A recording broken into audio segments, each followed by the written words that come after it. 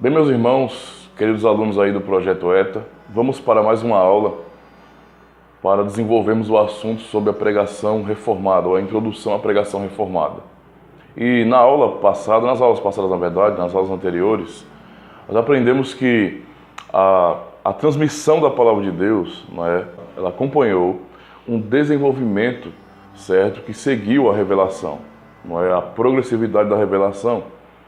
E nós percebemos que a transmissão da palavra de Deus no passado não era enfatizando a pregação em si, Era uma forma de transmissão da palavra, certo? Todavia era voltada mais para questões simbólicas. Então, quando nós olhamos para a transmissão da vontade de Deus, nós lembramos que ainda bem no início mesmo eram com os patriarcas, os líderes das tribos, das famílias, quem transmitiam a vontade de Deus, porque eles recebiam revelação nesse sentido direto. O Senhor falava com eles, então, oralmente no caso, o Senhor falava com eles e eles transmitiam então para os seus familiares, para que eles obedecessem à vontade do Senhor. Depois, em seguida, nós percebemos então na instituição da lei, já no deserto, no Sinai, com Moisés ali e o povo, recém-liberto do Egito, que o povo agora teria um estatuto, então a palavra ficaria mais clara. A transmissão da vontade do Senhor Deus, ela ficaria mais clara e teria registro também, como o Senhor ordenou a Moisés que registrasse, que escrevesse. Todavia, ainda assim, a ênfase não era na pregação. Era dever dos sacerdotes, nesse sentido, pregarem ou ensinarem ao povo. Todavia, naquele período inicial do deserto, a ênfase ainda não era na pregação, porque todo o culto do Antigo Testamento, ele tinha como centralidade o sacrifício. Então não era um tempo ainda em que a pregação era destacada, mas o sacrifício era o elemento principal do culto. Porque esse sacrifício, nesse sentido, ele apontava diretamente para Cristo. Então o objetivo todinho era esse, era ensinar ao povo, por meio dos sacrifícios, por meio de tanta seriedade. Quando você lê o livro dos Levíticos, você vai ficar impressionado com a seriedade, com os detalhes mínimos que era exigido ali pelo Senhor, para que a congregação pudesse adorar a Deus e oferecer os sacrifícios. Então havia diversas regras, todavia todas elas com um significado muito forte com relação a Cristo, a obra dele, ao que ele faria pelo povo, além de revelar também a santidade de Deus, o que era muito forte. Então a vontade do Senhor Deus é transmitida assim, de maneira muito clara. Então, para fazer essa distinção, no desenvolvimento da história da pregação, nós lembramos do quê? Que a pregação, inicialmente, tinha como base, aliás, o culto tinha como base o sacrifício, Ou seja, a transmissão da vontade de Deus, o ensinamento da vontade de Deus, inicialmente, no caso, foi pelo sacrifício. Depois entramos na era monárquica, certo? Onde, ainda assim, o elemento principal era o sacrifício, porém, você já tinha 3 ofícios, de maneira clara, que era o ofício real, o ofício de rei, um ofício onde, de fato, também se transmitia a vontade de Deus ali. Davi, como um exemplo de profeta, escreveu vários salmos, como o próprio profeta em si, que trazia aquela mensagem um pouco mais imediata e revelando o futuro nesse sentido, muitas vezes, e orientando o povo, e alertando e até ameaçando, trazendo a ameaça do Senhor nesse sentido para o povo, como também o sacerdote que ensinava a lei. Então, o papel sacerdotal nesse sentido torna-se mais evidente no ensinamento, mas ainda assim, de fato, a vontade do Senhor Deus era transmitida por meio do sacrifício, era o elemento principal do culto, ok? Nós estudamos também, então, na transição disso, o período, então, de cativeiro babilônico e pós-cativeiro. Uma vez que o templo foi destruído, eles não poderiam mais sacrificar, não poderiam mais fazer aqueles sacrifícios cruentos como antes. Então, acontece nesse período intertestamentário, uma transição nesse sentido, não ainda completa, claro, porque ainda vai haver isso aí no Novo Testamento, que vão construir novamente, os romanos vão construir de fato o templo de Salomão nesse sentido, mas há essa adaptação ou na verdade essa pequena mudança com relação ao foco no culto que era o sacrifício, para o ensino. E então a gente começa a ver mais uma vez uma certa evolução, essa palavra não é muito legal não, um certo avanço na verdade com relação a forma de transmissão da vontade de Deus. E é nesse período então, babilônico ainda e pós-babilônico, que nasce a sinagoga. E a sinagoga, como nós já vimos na aula passada, ela tinha toda uma organização, aquela mesma seriedade com que eles encaravam o culto da antiga aliança, eles faziam também, realizavam também na sinagoga com muita ordem, com muita decência, com muita prudência, inclusive dando base também, certo, para a igreja do Novo Testamento. Não é? Então a igreja de Cristo, que ela está em toda a Bíblia, não é só no Novo Testamento, né? Isso é a realidade. A igreja é o povo de Deus, certo? Não importa se na antiga ou na nova aliança, é a igreja do Senhor Jesus Cristo. Mas a instituição em si, o formato cristão, no caso, né? O cristianismo em si, ele vai beber muito, então, da antiga aliança, no que diz respeito ao entendimento, né, do objetivo do culto, que é expressar a Cristo, e toda a seriedade, a organização, a liturgia, não é? Os encontros no dia do Senhor, tudo isso vai ser transmitido para a igreja, de maneira muito clara, não é? E na sinagoga isso já é observado. Não é? Eles se reuniam no sábado mesmo, na sinagoga. Isso é muito importante para a gente compreender, porque na sinagoga, então, eles mantinham aquela mesma seriedade litúrgica, aquela mesma organização, certa e seriedade, para demonstrar, de fato, a santidade do Senhor Deus. Todavia, agora, como eles não faziam mais sacrifícios, certo? O culto, a reunião ali de ensino da sinagoga, né, a casa de ensino, ficou centralizada mais na pregação nesse sentido, no ensino da palavra. Então alguém lia um livro da lei, um dos livros da lei, certo? Depois lia um dos profetas ou salmos, e então alguém explicava também, havia uma oração pública, orações pessoais, e assim por diante, até a bênção no final. Então a gente percebe uma similaridade muito grande com o conceito de igreja no Novo Testamento também, certo? E o próprio Jesus, como a gente citou na aula passada, ele aprovou isso porque ele foi ensinar na sinagoga, como também o apóstolo Paulo aprovou da mesma forma. Inclusive, o apóstolo Paulo, no caso, né, com os demais apóstolos, eles pegaram muito disso. Muito nesse sentido, daqueles que eles aprenderam no passado, como judeus, não é? Nas sinagogas, no templo, nesse sentido. Deixando muito claro que há uma transição, certo, do Antigo para o Novo Testamento, de continuidade, no caso, há uma continuidade, onde nós percebemos que os princípios da Antiga Aliança, no que diz respeito à sua teologia, eles permanecem. Não é? É até estranho você olhar hoje comunidades que eles não têm vínculo nenhum nesse sentido, é estranho até, com o Antigo Testamento, não é? Como se a Bíblia fosse um livro de duas religiões diferentes, o que não é, não é? O que sempre houve no mundo foi o povo de Deus com uma única religião verdadeira, certo? Na Antiga Aliança, Deus revelou daquela forma porque era algo inicial, estava apontando para o Cristo que viria, então tudo era voltado para apontar para Jesus Cristo. Hoje, nós vivemos num tempo que Jesus já veio aqui, já pagou por nossos pecados, certo? Então tudo aquilo que se referia a sacrifícios cruentos, acabou. Isso é o que foi cumprido nele, ok? Ele cumpriu toda a vontade de Deus, toda a lei, é claro, mas o que foi abolido foi justamente os sacrifícios cruentos, porque representavam o seu sangue que ia ser derramado, o seu sacrifício em si. Uma vez que isso foi cumprido, acabou-se então esse período, não é? E então inicia-se a era, vamos dizer assim, onde o povo de Deus vai ter como foco e centro no culto a pregação que vai expor a Jesus Cristo, que vai mostrar de fato quem Jesus Cristo é e sua obra, o que ele fez, e também expor toda a teologia bíblica, pegando da Antiga e da Nova Aliança nesse sentido, do Antigo e do Novo Testamento, para que o povo possa estar inteirado. Não é isso que, por exemplo, nós vemos em Pedro, quando ele prega e aquelas 3.000 almas se convertem nesse sentido, ele faz uma exposição bíblica. Não é? Ali foi uma pregação realmente expositiva, ele fez uma exposição bíblica, mostrando de maneira muito clara a profecia, o que se falava acerca de Jesus Cristo, e também trazendo a responsabilidade sobre as pessoas que estavam ouvindo ali. Tanto é que as pessoas fizeram um apelo, porque ele fez uma exposição muito clara. E isso nós percebemos que é uma base muito sólida para o Novo Testamento. Não é? Então, há uma relação muito clara entre o Antigo Testamento, templo, não é? A sinagoga e a igreja, o formato da instituição cristã, do cristianismo, em manifestações de igreja nesse sentido.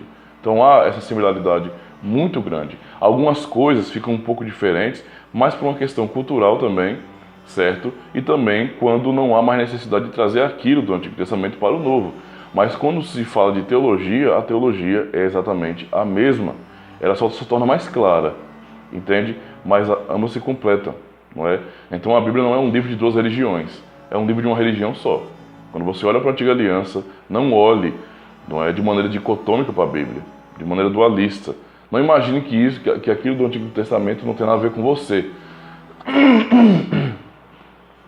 Não imagine isso. Isso é um erro de abordagem da Escritura e que nos leva a um caminho bem estranho com relação ao verdadeiro cristianismo. Ok? Então, hoje começaremos justamente um ensino sobre a pregação, a transmissão da vontade de Deus no Novo Testamento, não é? Já que falamos sobre a sinagoga, vamos direto para o Novo Testamento então. Eu vou ler alguns textos aqui do livro, que diz bem assim, observem. A pregação no Novo Testamento. A inauguração da nova dispensação acarretou mudanças significativas na igreja institucional. É o que nós acabamos de falar, né, sobre isso aí. E isso ocasionou alterações importantes no culto, inclusive no que diz respeito aos ofícios bíblicos e ao elemento essencial do culto judaico, o sacrifício, e consequentemente no lugar da pregação no culto. Visto que Cristo cumpriu e aboliu a oferta de sacrifícios cruentos, a pregação substituiu os sacrifícios, tornando-se o elemento central de culto na dispensação da graça. O Novo Testamento faz uso de diversos termos relacionados à comunicação da palavra de Deus. Não é? Então observe. Agora, o que vai substituir todo aquele sacrifício, no Novo Testamento agora, é a pregação. A pregação é o elemento principal do culto. Não é? A pregação é a principal ferramenta para a transmissão da vontade de Deus. Por isso, os reformados, historicamente falando, eles têm tanto empenho na pregação, em que ela deve ser realmente bíblica, pura, expositiva, e que venha transmitir, na verdade, toda a teologia bíblica. Não é? Por isso há esse empenho todo. Quando não se há hoje, não é, o desempenho, ou a vontade, ou o desejo, ou o esforço, na verdade, para se transmitir a palavra de Deus do jeito que ela é, fazendo exposições, não é? Pessoas que agem assim, ou grupos que agem assim, que buscam isso, estão se distanciando cada vez mais da pregação realmente bíblica. Então, quando nós falamos de pregação reformada, nós estamos apenas usando o apelido para a pregação puramente cristã, bíblica. Aquela pregação que é influenciada pela Bíblia diretamente e não pela filosofia grega, pela retórica grega nesse sentido e por outras coisas hoje, não é? Então, você percebe que a pregação moderna ela é influenciada por tudo isso. Pela retórica grega, pela filosofia grega, certo? Como também pelo pragmatismo moderno. Então você percebe que há uma mudança muito grande com relação à pregação. Todavia, o que nós aprendemos no próprio Novo Testamento é que a pregação cristã, a pregação da instituição cristã nesse sentido, da igreja cristã, certo? Ela acompanha a própria Escritura e ela tem como base a própria Escritura em todo o seu desenvolvimento revelacional. Não é? Então a base para a pregação reformada, que é a pregação pura bíblica, vamos dizer assim, é a Bíblia Sagrada. Não é? A gente encontra toda essa base, por isso nós estudamos primeiro o Antigo Testamento, nesse sentido do desenvolvimento da revelação, para nós percebermos a origem do que é uma pregação verdadeiramente cristã. A pregação verdadeiramente cristã não tem origem nem em retórica que está fora da Escritura, mas ela está na própria Escritura. O estilo, o objetivo, o foco em si, a centralidade, tudo isso caracteriza a verdadeira pregação cristã. Então, quando nós falamos, lembre disso aí, de pregação reformada, estamos falando de pregação cristã. É importante a gente fazer essa distinção, porque de repente você pode perguntar, ora, pastor, então o que não é pregação reformada nesse bojo evangélico não é uma pregação cristã?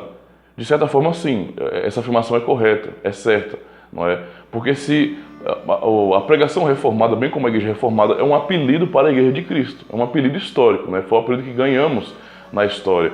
Mas quando se fala de pregação reformada, certo, temos que lembrar que se a pregação ela não obedece a esses padrões e não nasce da própria Escritura, ela não está caracterizada como uma pregação cristã, certo? Se ela não tem origem na própria Bíblia, se ela não tem origem na progressividade, na progressão da revelação, ela não é uma pregação cristã. É uma pregação que até fala alguma coisa sobre a Bíblia, mas não está fundamentada nela. Não é? É por isso que há tantos tipos de sermão, de pregação, onde as pessoas têm focos diferentes, por exemplo. Não é? Com exceção da pregação expositiva, que é uma pregação reformada, vamos dizer assim, uma pregação realmente bíblica. Os outros tipos de sermão, claro, há momentos que eles têm utilidade, né? Por exemplo, na preparação de um estudo, onde você vai ter temas específicos, desenvolver temas. Isso é uma coisa, mas o pessoal acaba misturando as coisas e transformando a própria pregação em algo meramente temático, que obedece à mentalidade do homem, não é, às suas paixões, e não à própria Escritura. E então a gente percebe que tudo isso acaba demonstrando, expressando que os tipos de pregação que existem hoje nas várias denominações no bojo evangélico não são pregações realmente bíblicas, cristãs, porque não tem o foco de transmissão da vontade de Deus. A vontade de Deus que eles dizem é a vontade de Deus revelada na hora, como muitos buscam esse tipo de coisa, né? Os carismáticos, os pentecostais. Todavia, irmãos, entenda isso aqui. A pregação, ela tem um único objetivo: a transmissão da vontade de Deus. E a transmissão da vontade de Deus não está baseada naquilo que eu sinto, naquilo que eu ouvi, vozes, em visões supostas que eu tenho, certo? Mas unicamente na exposição da Escritura, porque Ele revelou essa palavra justamente para a nossa geração, para que nós pudéssemos olhar para essa palavra e entender a sua vontade, e expor a sua vontade, certo? Das diversas formas como Ele se revelou em cada história, em cada acontecimento, não é? De maneira realmente clara, podemos compreender o nosso Deus, não é? Da maneira como Ele se revelou, claro, de maneira limitada para nós somos seres humanos, mas ele se mostrou, vamos dizer assim, Ele se revelou, e Ele quer que a gente pregue isso, ensine, porque assim nós aprendemos quem Ele é, como Ele age, quais são os seus planos, e aprendemos a glorificar a Ele, não é? A centralizar Cristo como Ele ordenou nesse sentido em toda a revelação. Por isso, é muito importante entendermos isso. No Novo Testamento, então, o foco é a pregação, e a pregação tem essa base, esse objetivo, a exposição de Cristo. Então perceba que há similaridade naquilo que a antiga aliança trazia como culto, não é? E foco do culto, a questão do sacrifício que apontava para Cristo. Hoje nós não temos mais sacrifício porque o Cordeiro já veio e foi sacrificado. Mas ainda assim a pregação e a transmissão da vontade de Deus segue a mesma linha, porque a pregação também tem como centralidade o próprio Jesus Cristo, não é? E isso é muito importante, isso é o que distingue uma verdadeira pregação cristã, que obedece a esses padrões, não é?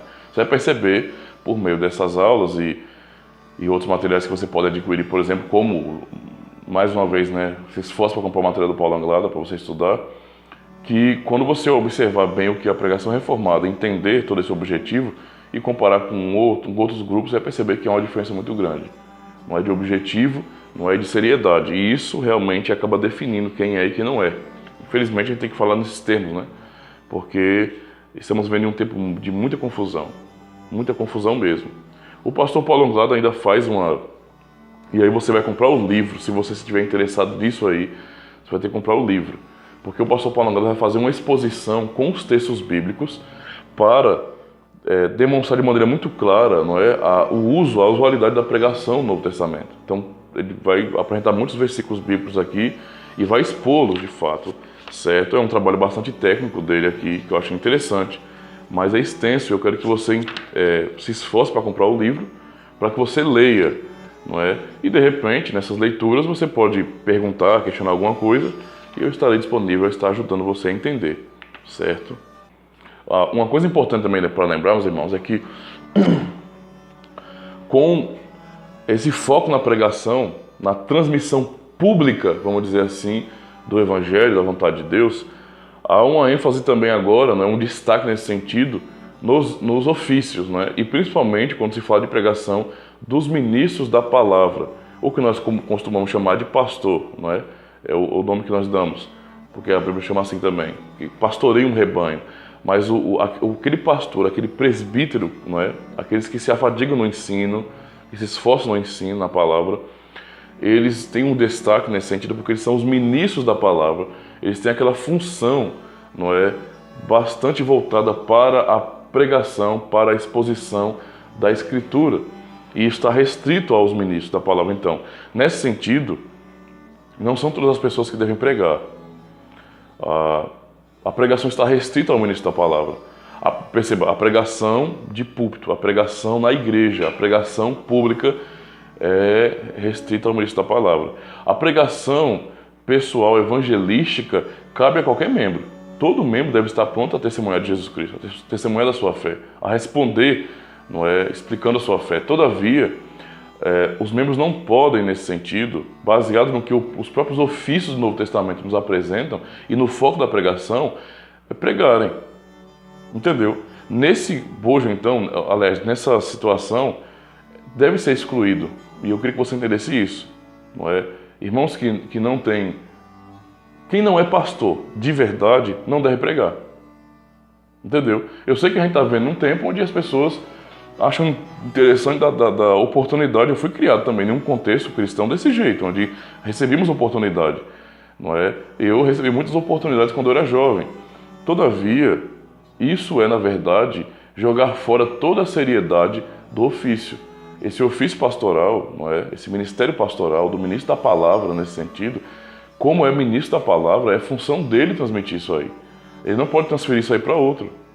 Percebe? Então, um membro da igreja comum, aquele que não recebeu os dons excepcionais para isso e não foi reconhecido como tal, como ministro da palavra também, ele não pode pregar. Isso é um erro terrível. A seriedade com que quando na verdade isso deve ser transmitido para as pessoas, tem que refletir toda a Escritura, não é? Em toda a sua reverência, quando nós aprendemos a transmissão da vontade de Deus. Então, é inadmissível, irmãos, que pessoas que não são preparadas para exercer um ofício, que não têm vocação para o ofício, que não foram reconhecidas na igreja como tendo ofício, não é? E sendo oficializadas como ministros da palavra, preguem. Percebe? Preguem.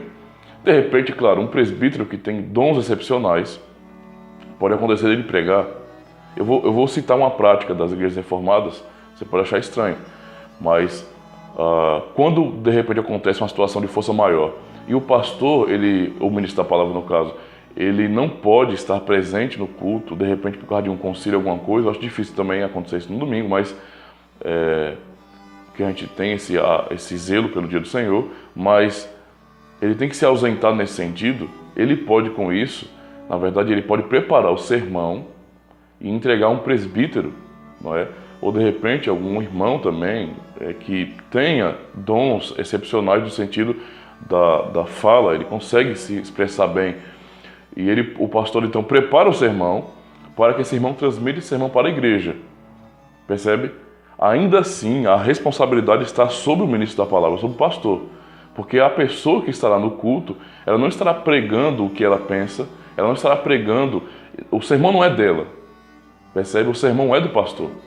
Devido a essa seriedade da transmissão da vontade de Deus que é restrita ao ministro da palavra. Não é? Na própria antiga aliança, voltou-se o foco da transmissão da vontade de Deus, do ensino da palavra para o próprio sacerdote. Então você percebe que essa questão de profeta já não era mais uma coisa destacada e não havia mais rei, é claro, né? Mas o foco então do ensino era para o sacerdote. O outro não fazia isso. Percebe? Isso na antiga aliança já, e já chegando no Novo Testamento. Então, no Novo Testamento acontece a mesma coisa. Nós observamos que quem prega publicamente no início são os apóstolos. E depois os apóstolos instituem presbíteros, né, na igreja, dentre os quais há presbíteros destacados, porque são os ministros da palavra, são os pastores, nesse sentido, e eles têm a função de transmitir essa pregação.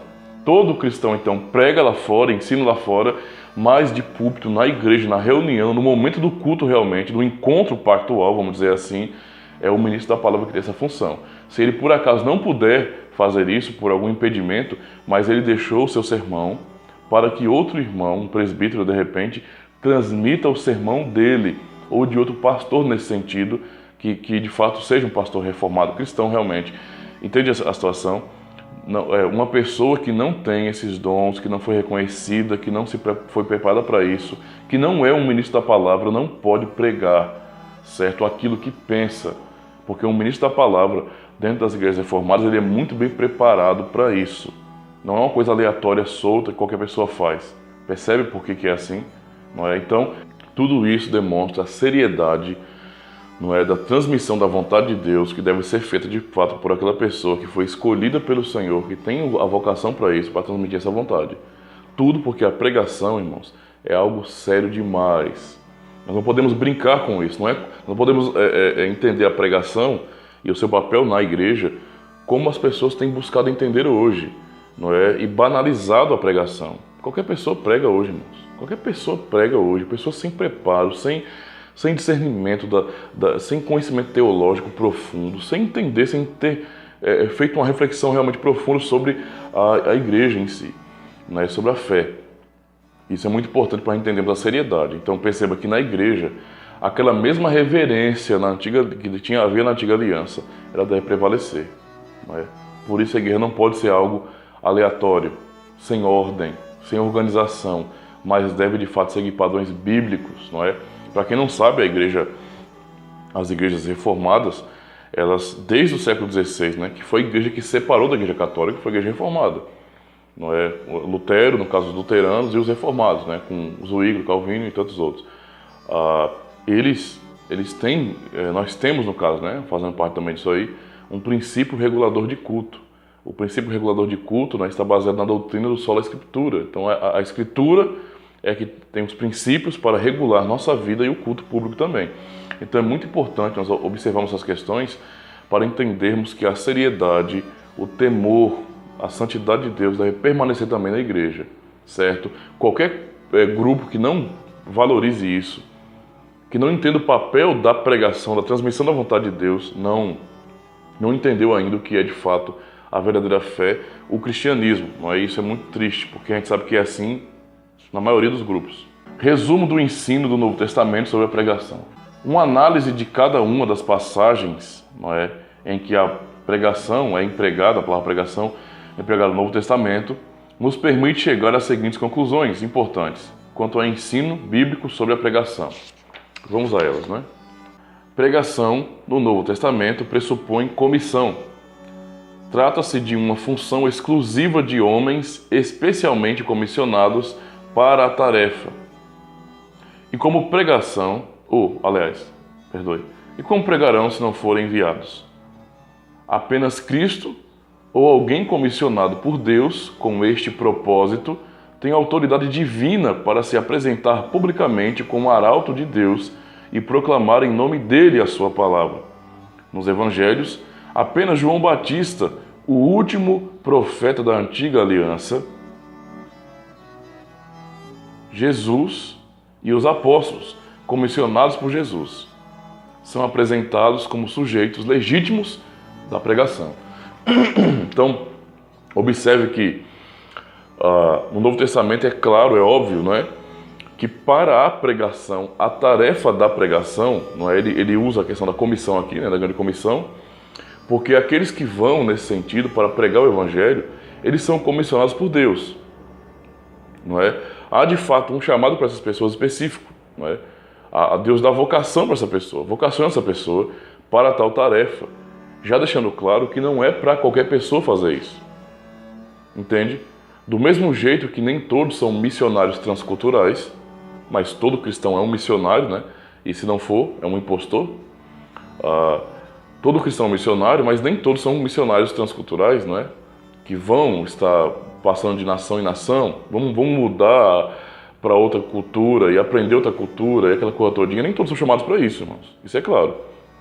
Assim também, nem todos têm a autoridade divina para transmitir a vontade de Deus revelada em sua palavra, não é de maneira oficial, não é de maneira pública oficial em um culto. Não é? O culto não é um encontro social. Nós percebemos que o culto é central na vida do povo de Deus, desde a antiga aliança. Perdeu-se esse entendimento hoje, mas a Bíblia não muda, então Deus não muda também. O culto é algo central na vida do povo de Deus. E no culto, o que prevalece nesse sentido é a transmissão da vontade de Deus. Nisso está envolvido, está tudo entrelaçado, não é? A transmissão da vontade de Deus, a salvação, as promessas, tudo está realizado ali no culto. Não é? Deus é adorado nesse sentido, em que nós cantamos e oramos e falamos a Ele, respondemos a Ele, mas também que Ele fale conosco, porque sempre foi assim um relacionamento de Deus com o seu povo. Ele fala, seu povo responde e assim por diante. É um diálogo pactual de fato. Aqui então, no Novo Testamento, apenas as pessoas comissionadas ou separadas para tal tarefa é que realizam, não é? E isso deveria fazer com que os cristãos modernos refletissem sobre isso, para que eles não banalizassem a pregação. Então, realmente, nós não podemos fugir dessa realidade, né? O Novo Testamento nos apresenta isso, de maneira muito clara mesmo. E aqui, ressaltando o conteúdo da pregação, né?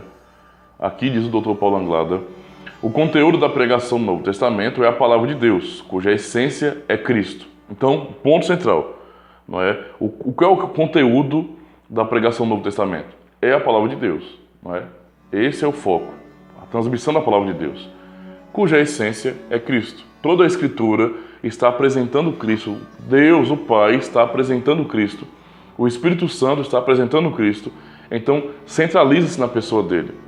Sempre que o verbo pregar, no caso, se refere à função de alguém comissionado para a tarefa, tem como objetivo o conteúdo geral a palavra de Deus. A palavra da fé e todo o seu desígnio de Deus, não é? A palavra pode ser expressa em termos de exortações ou arrependimento em virtude da iminência do reino de Deus, como o Evangelho de Deus ou do reino de Deus, ou simplesmente o Evangelho. A substância desse Evangelho é o próprio Jesus Cristo, proclamado como Filho de Deus, manifestado na carne e crucificado. É Jesus, como escândalo da cruz e a sua ressurreição. Ele é como juiz de vivos e mortos, e o seu ensino. Então, observe. Vamos fechar, né, nessa aula de hoje entendendo que a centralidade do culto e da pregação é Jesus Cristo, não é? É em anunciar essa verdade. Queria fechar com essa palavra, que cada vez que as pessoas, que líderes e pessoas aí, eles deixam de lado a seriedade e transferem, né, pastores que transferem a responsabilidade da pregação para pessoas que não são ordenadas nesse sentido, estão fazendo pouco da seriedade da pregação, do seu objetivo, de como Deus instituiu assim, e não estão reverenciando a Deus, de fato, honrando a sua santidade. Eu fiz muito isso, né? Eu aprendi a fazer isso, a entender que qualquer pessoa poderia subir lá e pregar. Bastava ser alguém que era, vamos dizer assim, um pouco mais extrovertido e conseguisse falar em público, não tivesse medo disso. E devido ao que eu aprendi, eu acabei reproduzindo isso do mesmo jeito e cedi muitas vezes o púlpito para pessoas da própria comunidade, pessoas que eu considerava tudo, mas o que não vem ao caso, mas eu cedi a oportunidade, né? E eu tinha aquele pensamento de dar oportunidade para a pessoa desenvolver aquela coisa todinha. Não é assim que funciona. Não é assim que funciona, não é? De fato, o culto ele deve ser supervisionado, deve ser cuidado, porque a seriedade com que nós realizamos deve ser a mesma seriedade que o povo de Deus no passado, não é? Tinha ao realizar o culto, ao participar do culto, na verdade, ao ser convocado por Deus a cultuá-lo, certo? Então, toda aquela seriedade deve ser também transferida para a igreja hoje, não é? Aqueles detalhes litúrgicos da antiga aliança devem nos fazer refletir. Quer saber o que é adoração e transmissão da vontade de Deus? Estude o Antigo Testamento. Estude o Antigo Testamento. Se você tem algum preconceito com o Antigo Testamento, isso, espero que não, mas se isso acontece é porque te ensinaram muito errado e dualizaram a Bíblia para você, não é? Mas hoje, em nome de Jesus, você repense o que você aprendeu de repente e comece a refletir nisso. Nosso Deus é um Deus só. É um único Deus que não muda, é imutável de fato. E Ele revelou sua vontade por meio da sua palavra. E toda a Escritura é inspirada por Ele. E Paulo estava falando justamente do Antigo Testamento. Então é lá que nós vamos encontrar também as bases para como funciona a igreja e para o foco, o centro, a centralidade no culto, que é a transmissão da vontade de Deus. E hoje o que nós temos é a pregação para isso, a nossa maior ferramenta, cuja aqueles que foram chamados por Deus e preparados também pela própria igreja e pelo próprio Deus principalmente, que receberam a vocação para isso, não é? E serão ordenados ministros da palavra, somente eles, nesse sentido, tem autoridade divina para transmitir a vontade de Deus, não é, na pregação. Que nós venhamos então refletir nisso, temer a Deus e buscar de fato, não é, fazer jus à doutrina que nós dizemos que confessamos, o solo da Escritura, para entendermos que tudo tem que partir da própria Escritura.